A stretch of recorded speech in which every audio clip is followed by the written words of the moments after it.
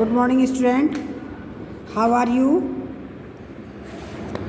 मैं आपको क्लास 5 का हिंदी व्याकरण का पहला लेसन पढ़ा रही हूँ। आप ध्यानपूर्वक सुनिएगा और वीडियो देखिएगा।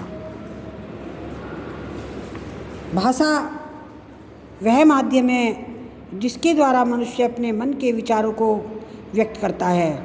मनुष्य के साथ साथ पशु पक्षी भी अपनी बातों को ध्वनि एवं संकेतों के द्वारा एक दूसरे तक पहुंचाते हैं। जैसे कुत्ता भौं भौं करता है, बकरी मैं मैं करती है, मेंढक टर्टर करता है, बिल्ली म्याऊं म्याऊं करती है। अर्थात सभी प्राणियों को अपने विचार प्रकट करने तथा दूसरों के विचार समझने की आवश्यकता पड़ती है। भाषा के रूप, भाषा के मुख्यतः 3 रूप होते हैं। एक मौखिक भाषा, लिखित भाषा, सांकेतिक भाषा। मौखिक भाषा अपनी बात को मुंह से बोलकर दूसरों तक पहुंचाना भाषा का मौखिक रूप है।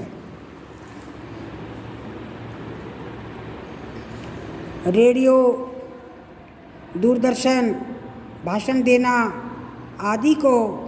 आदि की भाषा मौखिक भाषा होती है। अब है लिखित भाषा। अपने मन की बात को लिखकर प्रकट करना लिखित भाषा कहलाता है। पुस्तकों और समाचार पत्रों की लिखित भाषा होती है। फिर है सांकेतिक भाषा। जब व्यक्ति अपने विचार न लिखकर और न मौखिक रूप से व्यक्त कर पाता है, अपितु वह अपने मन के भावों को संकेतों द्वारा प्रकट करता है, तो वह सांकेतिक भाषा कहलाती है।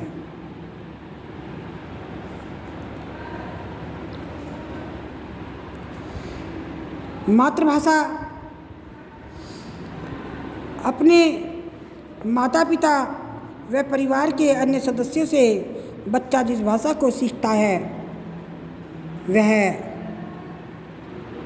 उसकी मातृभाषा होती है।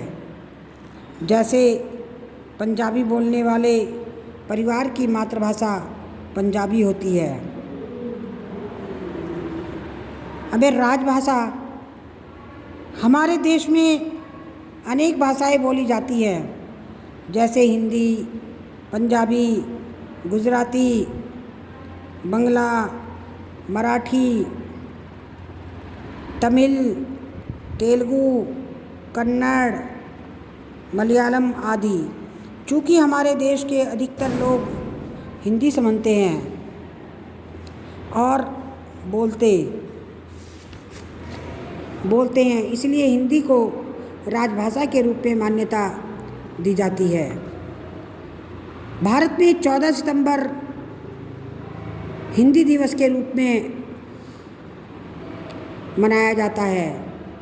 बोली किसी भाषा का मौखिक रूप उसकी बोली कहलाता है। बोली भाषा का स्थानीय रूप होती है। यह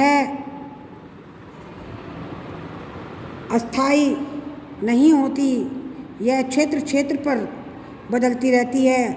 खड़ी बोली, ब्रजभाषा, अवधी, हरियाणवी, राजस्थानी आदि कई स्थानीय बोलियां हैं जिनका प्रयोग भारत के भिन्न भिन्न भागों में किया जाता है। अब लिपि, प्रत्येक भाषा की एक ही तरह से, देखिए प्रत्येक भाषा को एक ही तरह से नहीं लिखा जा सकता, क्योंकि हर भाषा को लिखने का ढंग अलग अलग होता है। प्रत्येक भाषा के वर्णों की बनावट अलग अलग होती है। अतः इन वर्णों को लिखने के लिए कुछ चिन्ह निश्चित किए जाते हैं जिन्हें उस भाषा की लिपि कहते हैं। जैसे हिंदी की देवनागरी लिपि, अंग्रेजी को रोमन लिपि में, पंजाबी को गुरमुखी में, उर्दू को फारसी में लिखा जाता है। लिपि भाषा का लिखित रूप होती है। अब व्याकरण किसी भाषा को सही लिखने और बोलने का ज्ञान कराने वाले विशेष ज्ञान व्याकरण कहलाता है।